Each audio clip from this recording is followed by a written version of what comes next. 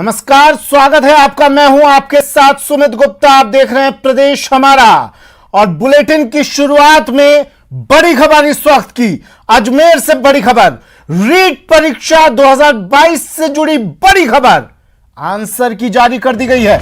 रीट परीक्षा 2022 की आंसर की जारी, दोनों लेवल के आंसर की जारी कर दी गई है। बड़ी खबर, बोर्ड वेबसाइट पर आंसर की उपलब्ध है। अभ्यर्थी प्रति प्रश्न 300 रुपए शुल्क के साथ आपत्ति जता सकते हैं। किसी को कोई शिकायत हो, अपनी आपत्ति जतानी हो तो हर सवाल का 300 रुपए शुल्क के साथ आपत्ति अभ्यर्थी जता सकते हैं। 25 अगस्त तक ऑनलाइन आपत्ति दर्ज हो सकती है। 23 और 24 जुलाई को यह परीक्षा आयोजित हुई थी और अब दोनों लेवल की आंसर की जारी कर दी गई है। इंतजार बेसब्री से हो रहा था इस आंसर की का और बोर्ड वेबसाइट पर यह आंसर की उपलब्ध हो गई है। साथ ही यह भी जानकारी दे दी गई है कि किसी भी अभ्यर्थी को किसी सवाल से जुड़ी कोई आपत्ति हो, कोई समस्या हो तो 300 रुपए के शुल्क के साथ आपत्ति जताई जा सकती है। अभिजीत मेरे सहयोगी अजमेर से हमारे साथ फोन लाइन पर जुड़ गए हैं। अभिजीत, आंसर की का इंतजार बेसब्री से हो रहा था, आज वो इंतजार खत्म।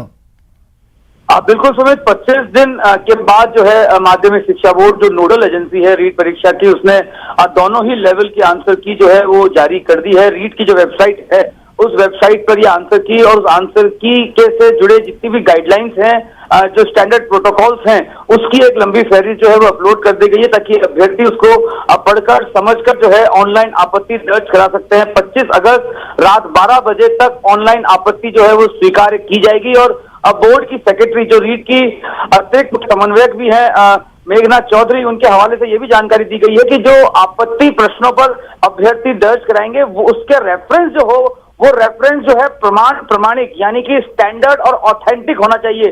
किसी गाइड अथवा पासबुक आदि से वो ऑब्जेक्शन रेफरेंस जो है वो स्वीकार्य नहीं होगा।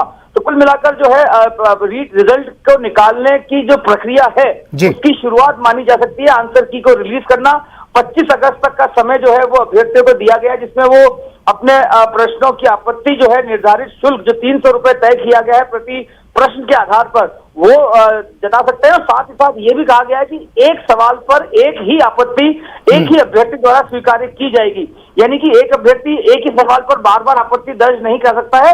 एक आपत्ति के बाद वो आपत्ति दोबारा उस सवाल पर स्वीकार नहीं होगी। फाइनल रिजल्ट अब कब तक, कितना इंतजार? और देखिए 25 अगस्त रात 12 बजे तक आपत्तियों को लिया गया है। उसके बाद उसके निस्तारण में आप ये मान के चलिएगा कि अगले 10 से 15 दिन उनके निस्तारण में लगेंगे और सितंबर माह में जो है। ठीक, शुक्रिया अभिजीत तमाम जानकारी के लिए। सितंबर तक फाइनल रिजल्ट आ सकता है। बड़ी खबर इस वक्त की। चलिए बढ़ते हैं अगली खबर की और खबर जालौर से। जालौर में छात्र की मौत पर बवाल लगातार जारी। प्रदर्शनकारियों ने हाईवे खाली कर दिया है। अब भीनमाल जालौर मुख्य रोड पर प्रदर्शन कर रहे थे ये प्रदर्शनकारी, जाम लगा रखा था यहाँ पर। 5 घंटे तक ये हाईवे जाम रहा, लेकिन अब इस जाम को हटा दिया गया है, हाईवे खाली कर दिया गया है। दलित नेता चंद्रशेखर से बात करवाई गई, इसके बाद प्रदर्शनकारी मान गए और हाईवे पर से इस जाम को खोला गया, जाम हटाया गया, प्रदर्शनकारियों को हटाया गया। बड़ी खबर।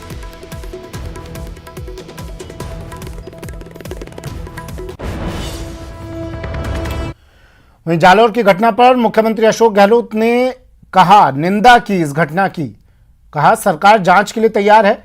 साथ ही बीजेपी पर भी सीएम गहलोत ने निशाना साधा। कहा जालौर की घटना को बीजेपी बेवजह तूल दे रही है, पीड़ित परिवार के मुताबिक जांच करवाई जाएगी। वहाँ बीजेपी के एमएलए हैं,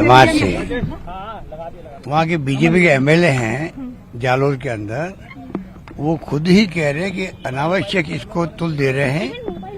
तो ये जांच का विषय है, अभी मेरा कमेंट करना ठीक नहीं होगा क्योंकि जांच चल रही है। कल ही मैंने एडीजी को भेजा है, वो खुद शेड्यूल कास्ट के हैं, उनको मैंने ऑन द स्पॉट भेजा। फिर भी मैंने, जबकि वहाँ के बीजेपी के लोकल एमएलए बीजेपी के हैं, वो कह चुके हैं ये अनावश्यक तुल दे रहे हैं। वो खुद भी शेड्यूल कास्ट के ही हैं, एमएलए शेड्यूल कास्ट के हैं, वहीं के हैं और वो बीजेपी के एमएलए हैं। ठीक है, वो कह रहे हैं।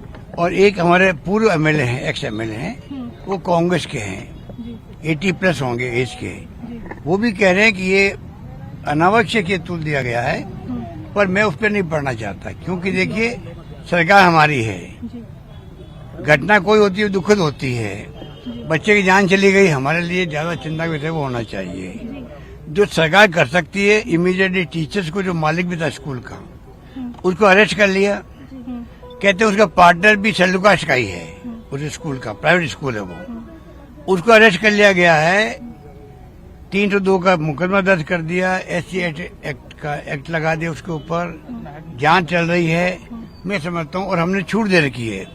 परिवार जो कहेगा, हमें जिस भी एजेंसी की बात करेगा वो, चाहे वो CID।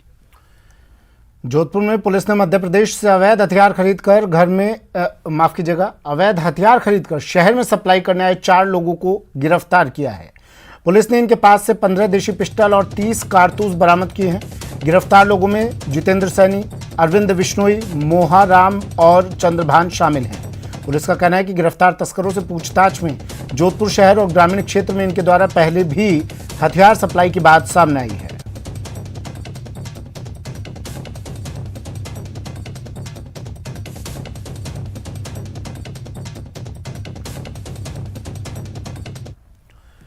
अवैध खनन के विरोध में भरतपुर के कामा में संत के आत्मदाह का मामला भी शांत भी नहीं हुआ है कि सवाई माधोपुर से सटे गणेश धाम आश्रम के संत हनुमान दास ने आत्मदाह की चेतावनी दे दी। दबंगों ने किया हलकान, मुश्किल में संत की जान, बेबस हनुमान का ऐलान, नहीं मिला न्याय तो दे देंगे जान।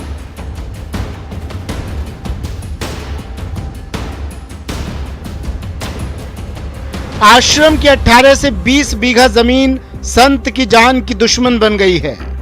दबंग इस जमीन पर नजर गड़ाए हुए हैं और पुलिस संत की सुनने को तैयार नहीं है। मामला सवाई माधोपुर से सटे गणेश धाम आश्रम का है।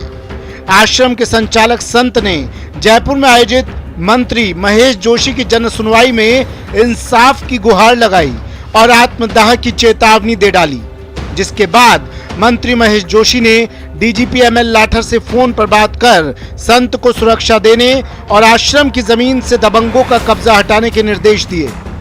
संत हनुमान दास महाराज का आरोप है कि भूतपूर्व सरपंच सीताराम मीणा सहित कई भूमाफिया आश्रम की जमीन पर कब्जा कर धर्मशाला का निर्माण करवा रहे हैं और विरोध करने पर धमका रहे हैं। कुछ लोग हैं यहाँ के जो भूमाफिया जो अतिक्रमण करना चाहते हैं, यहाँ जबरदस्ती धर्मशाला का निर्माण करना चाहते हैं। अब आश्रम के अंदर धर्मशाला नहीं होती है और नहीं होना चाहिए। क्या है कि धर्मशाला में सभी तरह के नैतिक अनैतिक सब काम हो जाते हैं, तो उसका जिम्मेदार कौन? अब आश्रम के बाहर बढ़ाओ, मुझे कोई एतराज नहीं है। और आश्रम के अंदर भी अगर मान लो बनाते हैं तो उसमें कुछ आश्रम को बेनिफिट तो होना चाहिए ना। अब उसके लिए भी कोई वो नहीं है, कोई एग्रीमेंट नहीं, कोई कुछ नहीं। वहीं इस मामले पर सवाई माधोपुर कोतवाली के थानाधिकारी चंद्रभान का कहना है कि संत हनुमान दास महाराज ने ही सर्व समाज को धर्मशाला बनाने की इजाजत दी थी, लेकिन बाद में संत और धर्मशाला बनाने वाले लोगों में किसी बात को लेकर विवाद हो गया, जिसके बाद संत ने कुछ लोगों के खिलाफ शिकायत की थी, जिसके आधार पर धर्मशाला का निर्माण कार्य बंद करवा दिया गया है। वहाँ सर्व समाज के लोग धर्मशाला बनाना चाहते थे आश्रम में, पहले बाबा इसके समर्थन में थे, बाद में वो नहीं चाह रहे तो हमने वहाँ से उसी समय काम रुकवा के उन लोगों को पाबंद कर दिया गया और किसी भी तरह का कोई निर्माण वहाँ पर न हो रहा है, न होने दिया जाएगा। प्रदेश में पिछले दिनों साधु संतों पर हमले की कई घटनाएं हो चुकी हैं। ऐसे में गणेश धाम आश्रम के संत हनुमान दास ने आत्मदाह की चेतावनी देकर प्रशासन की चिंता बढ़ा दी है। न्यूज़ 18 राजस्थान के लिए सवाई माधोपुर से गिरिराज शर्मा की रिपोर्ट। श्रीगंगानगर समेत प्रदेश के 22 से ज्यादा जिलों में पशुओं में फैली लंपी स्किन बीमारी का कहर बढ़ता ही जा रहा है। अकेले श्रीगंगानगर में 60,000 से ज्यादा गायें अब तक लंपी स्किन वायरल डिजीज से संक्रमित हो चुकी हैं, तो वहीं 3500 से ज्यादा गायों की मौत हो चुकी है। राज्य सरकार और पशुपालन विभाग के तमाम दावों के बीच धरातल पर हालात सुधरने का नाम नहीं ले रहे। ना तो पशुओं के लिए दवाइयां उपलब्ध है और ना ही डॉक्टर बिना दवाई और डॉक्टर के पशुपालक परेशान हैं और सरकार से मदद की गुहार लगा रहे हैं।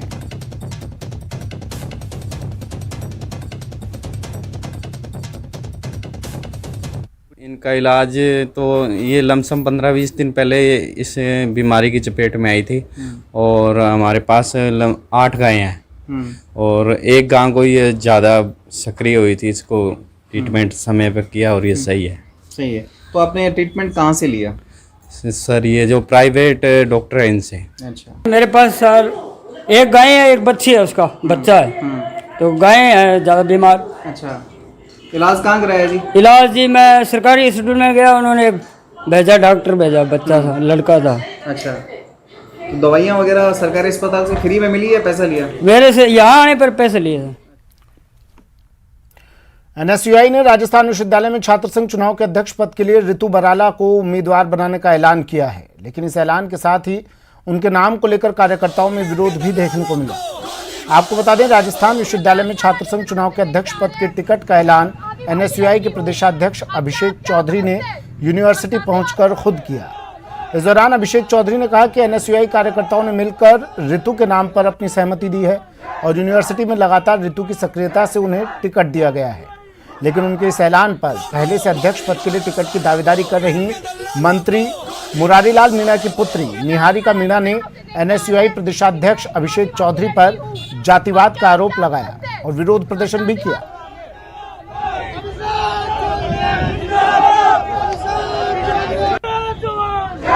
एनएसयूआई ने जैसे ही टिकट का ऐलान किया, राजस्थान यूनिवर्सिटी में विरोध प्रदर्शन जो है वो शुरू हो गया है। एनएसयूआई के जो अन्य दावेदार हैं और जो एनएसयूआई के कार्यकर्ता हैं वो यहाँ पर विरोध प्रदर्शन करते हुए आपको नजर आ रहे हैं। लगातार एनएसयूआई के प्रदेश अध्यक्ष सहित उनके और जो अन्य लोग हैं उनके खिलाफ जो है वो नारेबाजी यहाँ पर की जा रही है और जो दावेदार है उनसे बात करने की कोशिश करते हैं कि वो किस बात का विरोध यहाँ पर किया जा रहा है।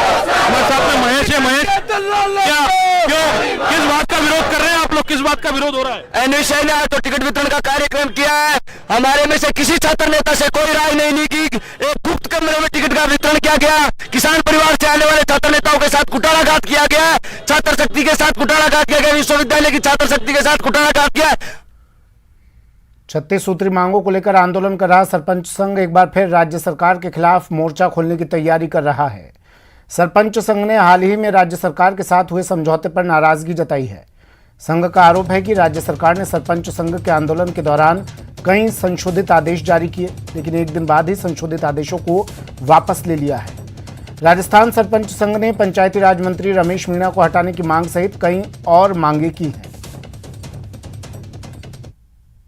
के ऊपर सरकार ने हमारे को आश्वासन दिया था, प्रदेश अध्यक्ष डोटासरा जी ने हमारे को आश्वासन दिया था कि जो भी अधिकारी के स्तर पे आदेश आपके निकलने वाले हैं वो आप निकलवाइए, बाकी की मांगों के लिए मैं मुख्यमंत्री जी से आपकी बात कराऊंगा। मुख्यमंत्री जी से अभी तक बात नहीं हो पाई है। मेन मांग तो हमारी बीएसआर पर मटेरियल खरीदने की जो मांग है वो कई सालों से चलती आ रही है, तो उसके ऊपर हमारा समझौता भी हुआ था। मंत्री जी से बात हुई थी, गहलोत जी से भी पहले बात हुई थी, लेकिन दोनों के ऊपर हमको आश्वासन दिया। जयपुर में संजीवनी क्रेडिट कोऑपरेटिव सोसाइटी द्वारा निवेशकों के साथ की गई धोखाधड़ी के मामले में आज से पीड़ित निवेशकों ने शहीद स्मारक पर धरना शुरू कर दिया। पीड़ित निवेशकों का कहना है कि राज्य सरकार द्वारा जांच के लिए निर्धारित जांच एजेंसी स्पेशल ऑपरेशन ग्रुप द्वारा मामले की जांच के नाम पर लीपापोती की जा रही है और 1000 करोड़ से ज्यादा की धोखाधड़ी के मामले को गंभीरता से नहीं लिया जा रहा। पीड़ित निवेशकों ने धोखाधड़ी के शिकार हुए निवेशकों का पैसा जल्द नहीं लौटाने पर विधानसभा घेराव की चेतावनी दी है। जांच और अनुसंधान एजेंसी एसओजी ने इसकी जांच की, 36,000 पेज की चार्जशीट कोर्ट में पेश की। उसी चार्जशीट के बेस पे मैं आपको बता रहा हूँ, ये सारी चीज़ें चार्जशीट में लिखी हुई है कि 10 लाख शेयर 100 करोड़ में बेचे, 10 रुपये का शेयर 1050 रुपये में बेचे। लेकिन जो संजीवनी सोसाइटी के प्रबंधक थे, उन 9 आरोपियों में से जो 9 नामजद आरोपी थे, उनमें से 5 को सरकार ने अंदर जेल में डाल। ब्रेक के बाद स्वागत है आपका। बढ़ते हैं अगली खबर की ओर। जयपुर के महात्मा गांधी अस्पताल में एक बेहद दुर्लभ हार्ट सर्जरी सफल हुई है। कार्डियक सर्जन्स ने करौली निवासी अंजना सारस्वत को रीडू एओर्टिक रूट रिप्लेसमेंट और टोटल एओर्टिक आर्क रिप्लेसमेंट कर एक नया जीवन देने में सफलता हासिल की है। बता दें कि राज्य में यह अपनी तरह का पहला मामला है जिसमें इन दोनों बीमारियों के लिए एक साथ 2 जटिल ऑपरेशन किए गए।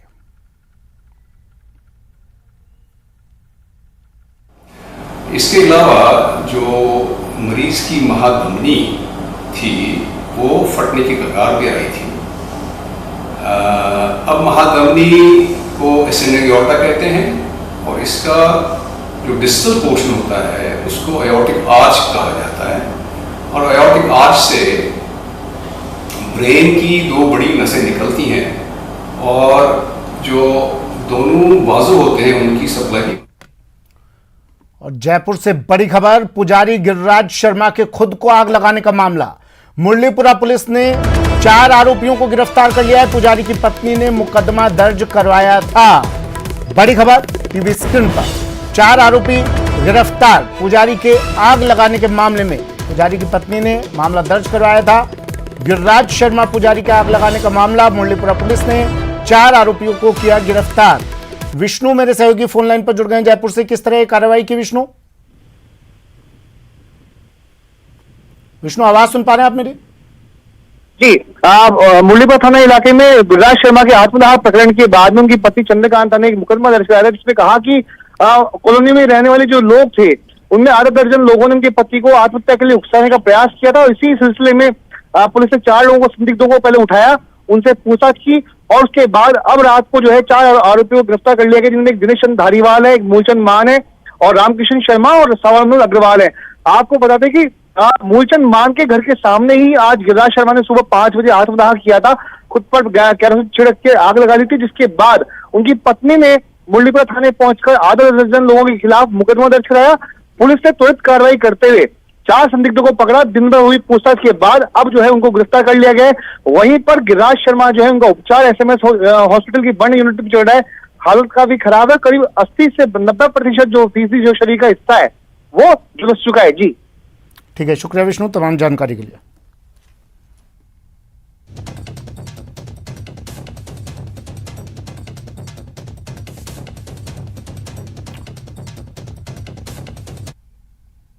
खबर जयपुर से। जयपुर में कोरोना महामारी के 2 साल बाद कल धूमधाम से श्री कृष्ण जन्माष्टमी का पर्व मनाया जाएगा। इस बीच जयपुर शहर के आराध्य गोविंद देव मंदिर सहित तमाम श्री कृष्ण मंदिरों में सुरक्षा व्यवस्था के विशेष इंतजाम किए गए हैं। इनमें सबसे प्रमुख श्री गोविंद देव मंदिर में करीब 2 लाख लोगों के दिन भर में दर्शन करने पहुंचने की संभावना है। प्रदेश में पिछले दिनों कुछ जिलों में हुए तनाव की वजह से इस बार गोविंद देव मंदिर में सुरक्षा के खास इंतजाम किए गए हैं। गोविंद देव जी मंदिर में 100 सीसीटीवी कैमरों से मंदिर में दर्शन करने आने वाले श्रद्धालुओं और संदिग्धों की निगरानी की जाएगी। जायजा लिया संवाददाता विष्णु शर्मा ने। मौजूद हूँ जयपुर के श्री गोविंद देव जी के मंदिर में, जहां कल करीब 2 से 2.5 लाख श्रद्धालुओं के आने की उम्मीद है और यहां पर सुरक्षा के तमाम जो इंतजाम हैं जो पुलिस ने किए हुए हैं, करीब 50 से ज़्यादा सीसीटीवी कैमरे लगाए गए हैं। इस वक्त मैं आपको दिखा रहा हूं कि डीसीपी नॉर्थ और तमाम जो पुलिस अधिकारी नॉर्थ जिले के वो यहाँ पर सुरक्षा व्यवस्था में लगे हुए हैं। प्रवेश द्वार है वहाँ पर करीब अंदर मेटल डिटेक्टर यहाँ पर लगाए गए। और यदि मैं बात करूँगा पीछे की तरफ तो देखिए जो तमाम जो पुलिस के जो अधिकारी, आला अधिकारी है वो यहाँ पर मौजूद हैं, मीटिंग ले रहे हैं और डीसीपी नॉर्थ और डीसीपी एडिशनल डीसीपी जो है वो यहाँ पर मौजूद है। हथियारबंद जो जवान है ईआरटी के कमांडोज हैं वो यहाँ पर लगाए गए हैं। और इसी बीच हम डीसीपी नॉर्थ से बातचीत करके जानेंगे किस तरह की सुरक्षा व्यवस्था का जो प्रबंध है वो उन्होंने किया हुआ है। सर, कल कृष्ण जन्माष्टमी का महोत्सव है, काफ़ी लोगों के आने की उम्मीद है, किस तरह की सुरक्षा व्यवस्था के प्रबंध आपने यहाँ किए हुए हैं? देखिए, इसमें काफ़ी बड़ी मात्रा में पुलिस का बंदोबस्त रहेगा, होमगार्ड्स रहेंगे, आरएसी का स्टाफ रहेगा, एसटीएफ रहेगी और पूरे ज़िले से अतिरिक्त अधिकारी के साथ जाब्ता रहेगा। ड्रोन से भी इसकी निगरानी रहेगी। हमारी माउंटेड प्लाटून भी यहाँ पर निगरानी के लिए रहेगी। लोगों की ब्रीफिंग हो चुकी है, पर्याप्त मात्रा में छतों पर और सभी इंपॉर्टेंट पॉइंट्स पे भी जाब्ता लगाया जाएगा। कितने सीसीटीवी कैमरे यहाँ पे लगाए, चूँकि सीसीटीवी काफ़ी अहम है और ये जो दौर चढ़ा है वो भी काफ़ी अहम है, तो क्या और अतिरिक्त जाब्ता यहाँ पे है सर? देखिए, इसमें जो पहले से कैमरे लग रहे थे लगभग 16-17, उसको संख्या बढ़ाकर 50 से ज़्यादा कैमरे अभी इंस्टॉल कर दिए गए जिनका live display police control room पे रहेगा। ठीक है, उसके अलावा सर कितने जवान यहाँ तैनात रहेंगे, यानी 500 1000 कितने लोग यहाँ मौजूद रहने वाले हैं इस पूरी सुरक्षा व्यवस्था में? देखिए पूरी सुरक्षा व्यवस्था में लगभग 1000 के लगभग हमारा पूरा स्टाफ तैनात रहेगा इसमें। तो देखिए करीब 1000 से जवान, ज़्यादा जो जवान है वो सुरक्षा व्यवस्था को संभालेंगे। पीछे ERT कमांडोज भी यहाँ पर लगाए गए हैं। उसके अलावा करीब 50 से ज़्यादा CCTV कैमरे पूरे श्रद्धालुओं की जो है निगाह रखेंगे, निगरानी करेंगे ताकि किसी भी तरह की कोई अव्यवस्था यहाँ पर न हो। देखिए हमने पूर्व के वर्षों में जो व्यवस्था लगती रही है और वर्तमान परिदृश्य को देखते हुए संबंधित पुलिस उपायुक्तगण से चर्चा करने के पश्चात में व्यापक सुरक्षा प्रबंध की व्यवस्था करी है, जिसमें स्थानीय पुलिस और पुलिस लाइन से अतिरिक्त पुलिस बल, साथ ही साथ RAC और QRT टीम्स भी उपलब्ध कराई गई है। और व्यवस्था इतनी पुख्ता और मजबूत रहेगी कि भाई लोग सुगम तरीके से, व्यवस्थित तरीके से। फिलहाल इतना ही, दीजिए इजाजत, नमस्कार।